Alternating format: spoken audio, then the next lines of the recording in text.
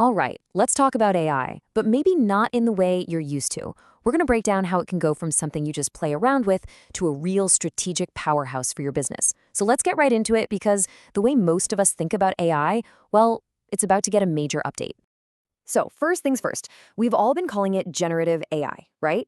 But here's the thing. That label, it's actually pretty misleading. It kind of makes it sound like these systems are just magically creating stuff out of nothing. And that's just not what's happening. Getting this one little distinction right is the absolute key to unlocking what AI can really do for your business. So, let's try a little thought experiment. Let's reframe how we see this whole thing. Instead of thinking generative, I want you to start thinking transformation engines. Yeah, transformation engines. Because this isn't about some kind of digital magic, it's about a really powerful and really practical process of conversion. So what does a transformation engine actually do? Well, at its heart, it does one thing, and it does it incredibly well. It takes all your raw, messy, unstructured, chaotic information, and it refines it. It turns it into something polished, something valuable. But here's the golden rule, and you gotta remember this. The quality of what you get out is 100% dependent on the richness of what you put in. Okay, let's make this real. How does this actually work day to day? Just think about it. You can take a bunch of scattered meeting notes or even a rambling voice memo you recorded while walking, and boom, it transforms it into a perfectly professional email with a crystal clear list of action items. Or how about this? You feed it a raw transcript from a sales call, and it spits out a perfectly structured update for your CRM. It's literally a machine for turning chaos into clarity. Okay, that all sounds great in theory, right? But does this transformation engine idea actually hold up in the real world? Let's look at some proof. We're going to dive into a case study from the world of B2B sales forecasting. So, for decades, how have we done sales forecasting? Mostly, it's relied on human intuition, right? That salesperson's gut feeling about whether or not a deal's going to close. But as this research points out, that method, it's completely subjective. And worse, it's often super inconsistent. Okay, now take a look at this. It's a direct comparison. On the left, you've got the accuracy of those subjective human predictions we just talked about. And on the right, that's the performance of a machine learning model fed the exact same data. I mean, the visual difference is it's stark. That slice of the pie representing correct predictions is just so much bigger for the machine. So what was the bottom line here? The machine learning model, it hit 90% accuracy, and not just on whether a deal would close, but on predicting the actual monetary value of those sales outcomes. Now compare that to the humans. They were at just 74%. That's not just a little statistical bump. That is a direct, measurable impact on the company's bottom line. A huge difference. And that kind of performance is exactly why businesses are scrambling to adopt this technology. Of course, that brings up the big question, right? How do you actually do it? How do you go from this powerful idea to making it a practical reality in your own company? Well, it's definitely not about flipping some magic switch. It's a structured journey, and it happens in 4 distinct levels. So the journey kicks off with individuals just getting used to it, building personal fluency with the tools. From there, you move on to using it to enhance your own productivity at work.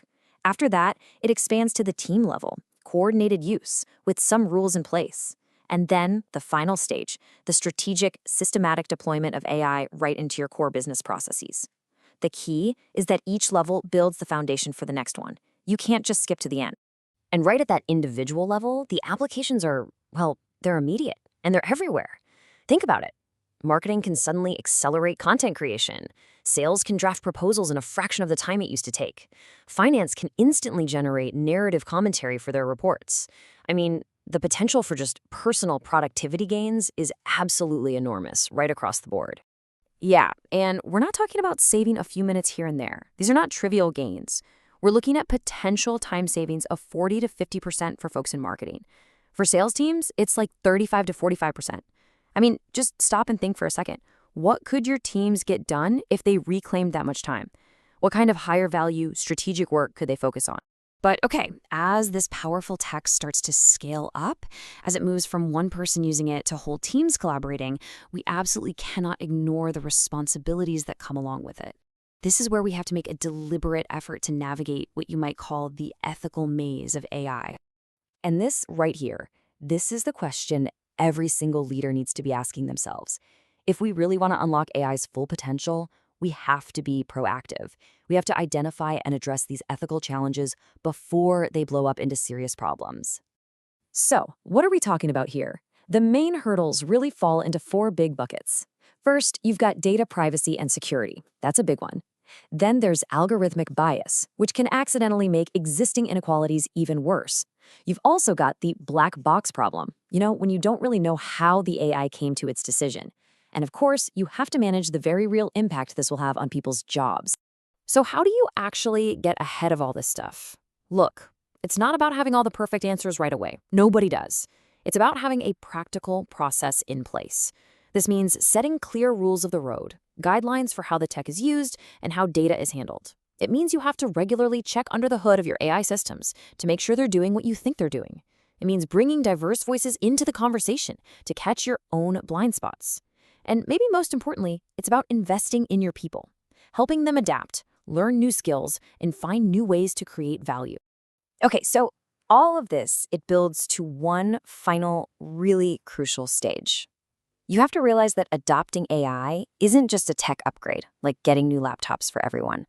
No, this is a fundamental strategic choice that is going to define the future of your company. And that brings us to the core choice, the big question that every single business leader is facing right now. Is AI a defensive necessity? Is it something you just have to do to protect your market share and keep up with the competition? Or is it an offensive opportunity?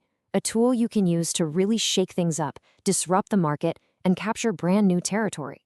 The thing is, for most businesses, the real answer is probably both. So I'll leave you with this question to think about. Now that you can see AI as this powerful transformation engine, now that you've seen the proof of what it can do, and you have a roadmap for how to adopt it, the only question left is, how are you going to use it? Is it going to be a shield for your business, or is it going to be a sword? The choice really is yours.